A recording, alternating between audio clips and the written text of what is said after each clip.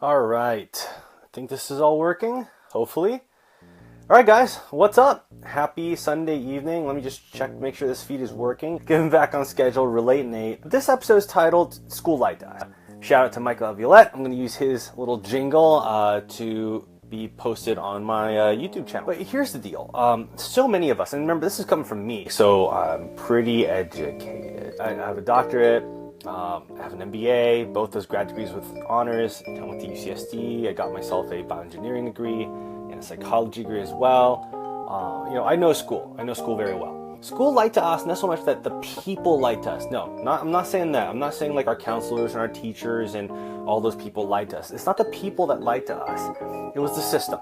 And the system had a promise, okay? The system had this promise that if you did good, right? If you got into school, your life would be okay. If you got a good SAT score and you got into the college you applied for, then you were okay.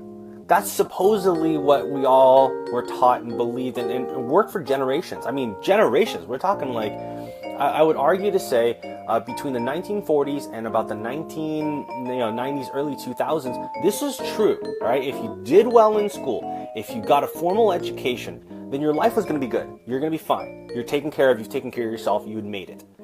But that's no longer true, and it's no longer true and hasn't been true for a lot of the younger Generation Xers and the millennials.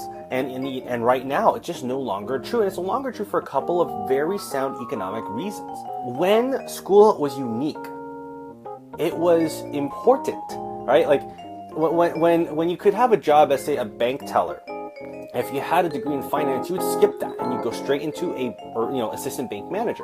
That made a difference. It made a difference economically in your general region, and it made sense economically for you because you would spend that little bit of money in school, get a degree in accounting, and become assistant bank manager, and then become the bank manager within a couple of years.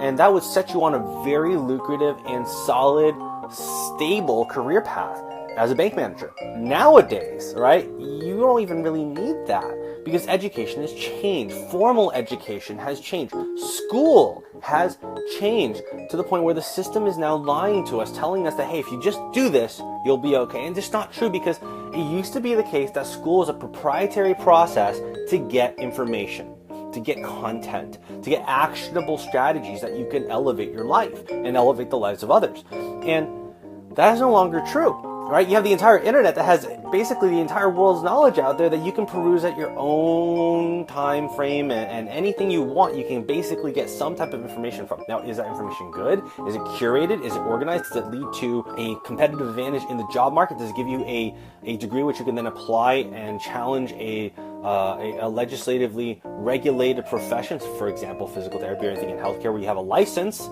to have to practice? Not necessarily.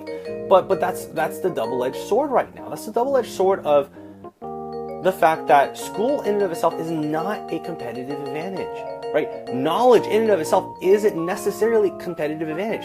The curation of it now is what we need. So what am I trying to say, right? How do you change that, right? How do we change the fact that there are plenty of new grad bachelor, right, 4-year degree bachelors out there that are still working Starbucks, they're still working entry-level stuff that you could do while you're in high school, right? And let me throw this back even further, right? And this is just happening in the United States. It's happening everywhere. Like in Asia, just from my heritage and my relatives over there, they're telling me that these graduates from top tier, like their equivalent of Ivy Leagues, are having trouble getting just the most basic jobs. Why? And it's because the system lied to us to tell us that the knowledge in and of itself is all you need. And that is completely false. That is completely false anywhere you go. There is no singular accomplishment in the academic world that will give you all you need in life.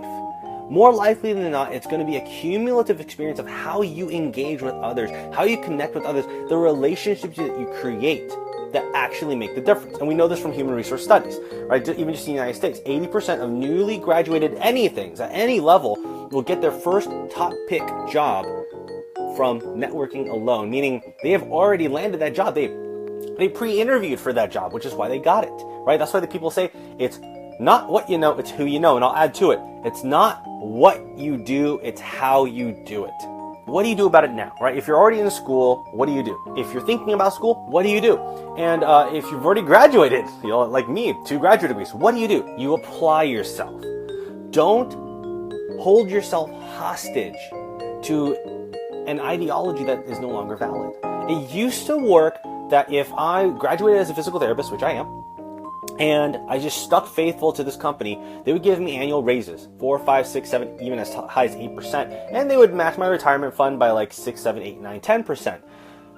That was a good break, right? That worked when human resources were slim and companies had to very aggressively compensate employees to keep that human talent, to retain human resources.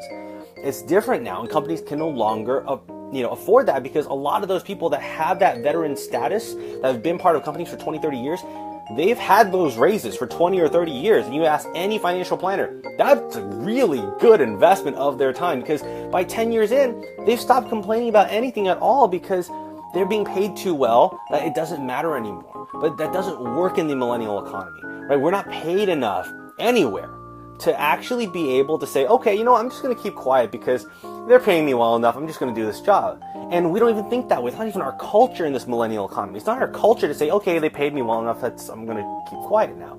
No, it's our culture to always want more, to make sure that what we do and what we invest our lives in actually means something. Don't hold yourself hostage to those same lies. It's not just one path that you have to take to make it happen. Right? Education and knowledge is a tool for you to leverage to better your life and to better the lives of others. That's what creates value. So wherever you are, right, if you find yourself kind of banging into that glass ceiling, I guarantee you it's because you have yet to give yourself permission to quit. If it hasn't been working thus far, it probably just doesn't work anymore. It used to. School used to work really, really well. So I encourage you, right, if you feel that school has lied to you, take a step back. Give yourself permission to just quit and break through that path that you've been told is the only way, or is the way. It's just the way it's done, right? Break through that and really imagine for yourself where your passions lie and where the economy intersects with that in a sensible way. And that is going to be the next plot, the next course that you should take.